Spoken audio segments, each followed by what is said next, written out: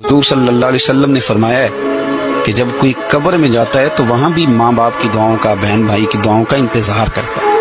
कोई दुआ मांगे सोनी करके। अब आप यकीन करें कि वो एक खास रस्म है, इन्होंने भी दुआएं रट ली हैं, वो पक्की रटी रटाई केसट है।